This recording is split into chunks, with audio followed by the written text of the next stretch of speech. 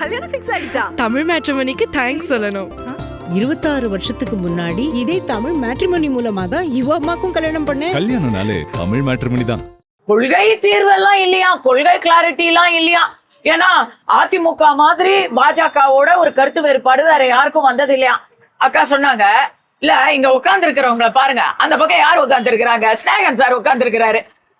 இவரை விட திமுகவை திட்டுனவங்க வேற யாராச்சும் உண்டா 5 வருஷம் முன்னாடி? இப்ப அங்க உட்கார்ந்து அவங்க வந்து கூட்டணிக்கு சேர்ந்தா அங்க வந்து அது பெருந்தன்மை, இங்க சேர்ந்தா அது வந்து குழப்பம். என்னது அவங்களுக்கு மட்டும் அது ரத்தம், மத்தவங்களுக்கு தக்காளி சட்னியா? நீங்க கேளுங்க அவரை. இப்ப அவருடைய ஸ்பீச், அவர் ஃபேமஸ் ஆனது எதுக்கு? அவர் ஃபேமஸ் ஆனது பிக் பாஸை விட அவர் வந்து மிகப்பெரிய அளவுல திமுக விமர்சனம் பண்ணதுனால்தான் ஸ்நேகன் அவர்களுக்கு அரசியல் அடையாளம் கிடைச்சது. இன்னைக்கு அவர் அங்கேயேதான் உட்கார்ந்துருக்காரு. டார்ச் லைட் எடுத்து கமலஹாசன் உடைச்சாரு, இன்னைக்கு அங்கதான் உட்கார்ந்துருக்காங்க. தேமுதிகவை விட நம்ம தம்பி விஜய் பிரபாகரனை விட திமுகவையும் மாணிக்கம் தாகூரையும் இப்ப விருதுநகர்ல எதிர்த்தவங்க இருக்க முடியுமா? இன்னைக்கு அங்கதான் உட்கார்ந்து இருக்கிறாங்க. சொன்னாங்களே பயமுறுத்தி நாங்க யாரையும் சேர்க்கலன்னு. உண்மைதாங்க மேடம், யாரும் இங்க பயமுறுத்தி எல்லாம் சேர்க்கல. ஆனா அதே மாதிரி ராஜ்யசபா லஞ்சம் கொடுத்து யாரையும் சேர்க்கல மேடம். மகளிர் உரிமை உடனே சேர்ந்தவங்களுக்கு எல்லாம் என்ன பரிசு?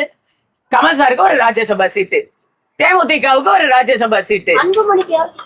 இல்லங்க, அவர் அன்புமணி அவர்கள் எங்களோட டிராவல் பண்ணிக்கிட்டு இருக்காருங்க. என்னைக்கு டிராவல் பண்ணிட்டு இருக்காங்க. 2021 அவர் எங்க இருந்தாரு, அதே இடத்துல தான் இன்னைக்கு இருக்காரு. அவங்க நிலைப்பாடு மாறவே இல்லையே. இப்ப ஒருவேளை திரு அன்புமணிக்கு கணேஷ்குமார் கூட பதில் சொல்லட்டும். ஒருவேளை திரு அன்புமணிக்கு ராஜ்யசபா சீட்டு இல்ல அப்படின்னு சொல்லி அந்த கூட்டணியில சேர்ந்திருப்பாரா? இந்த பேச்சுக்கே இடம் இல்ல. ஏன்னா டிடிவி தினகரன் ஐயா வந்து சேரும் பொழுது எந்த எதிர்பார்ப்பு, எனக்கு 2 சீட்டு கொடுத்திருக்காங்க, 2 இல்ல எதுவுமே குடுக்கலனாலும் நாங்க என்டிஏ கூட தான் இருப்போம் அப்படின்னு சொன்னாங்க.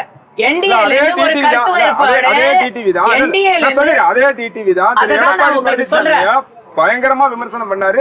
அவர் மாதிரி யாரும் விமர்சனம் பண்ணிருக்கவே முடியாது. அததான் நான் சொல்ல வந்தேன். நீங்க அத கேள்வியா நீங்க கேக்குறீங்க. நீங்க அந்த கேள்வியை கேட்க மாட்டீங்கன்னு எங்களுக்கு தெரியாதா? எங்களுக்கு தெரியும். இந்த கேள்வி ரொம்ப பழைய புளிச்சு போன பழங்கஞ்சி கேள்வி. ஏன்னா தினகரன் ஐயா அவர்களும் இபிஎஸ் ஐயா அவர்களும்